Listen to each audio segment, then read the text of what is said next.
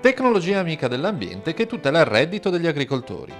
Con Difesa Treviso e Veneto Agricoltura sono scesi in campo presso l'azienda agricola Case Levi di Musile di Piave per testare innovative tecnologie capaci di ridurre l'utilizzo di pesticidi nella coltivazione del mais. Si tratta di seminatrici di precisione in grado di mappare il terreno e geolocalizzare la posizione di tutti i semi, permettendo di arrivare con la sarchiatrice meccanica a pochi centimetri dalla pianta senza necessità di diserbanti.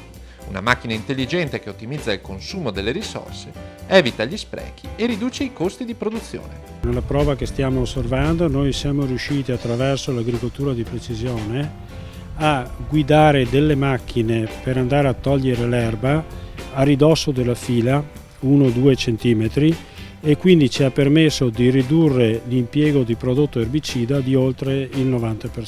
Noi abbiamo sulle operazioni, in quanto minor acquisto di prodotti e minor passaggi sul suolo, abbiamo un risparmio intorno ai 170 euro a ettaro, il che non è poco visto che parliamo di colture molto povere come il mais con una produzione lorda vendibile piuttosto limitata.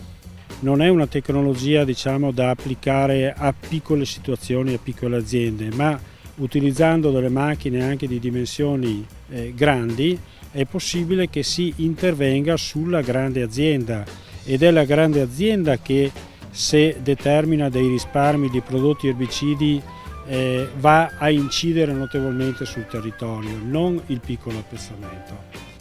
La coltivazione del mais negli ultimi 3 anni ha subito un vistoso calo a causa di malattie come la diabrotica che ne hanno fatto crollare la produzione di circa il 15%.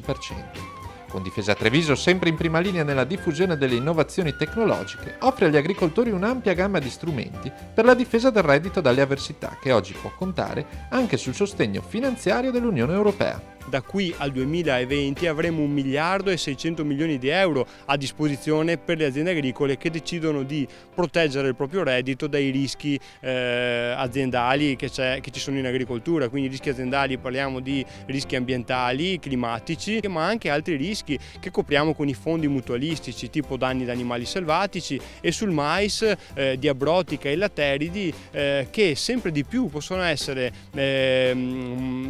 combattuti e tutelati con strumenti di gestione del rischio, quindi non solo attraverso la chimica, ma con un'integrazione con la meccanica e con strumenti di protezione dei rischi tipo appunto i fondi mutualistici. Strumenti per tutelare il reddito delle imprese e il territorio. Questa è la chiave per garantire un futuro all'agricoltura. Il nostro ambiente lo abbiamo ereditato, abbiamo l'obbligo di, come lo abbiamo anche ricevuto, di lasciarlo non come lo abbiamo ricevuto, ma direi sempre meglio. Ecco, questo significa innovazione, significa impegno del Consorzio di Difesa, non solamente reddito economico, ma parliamo di territorialità e di sostenibilità.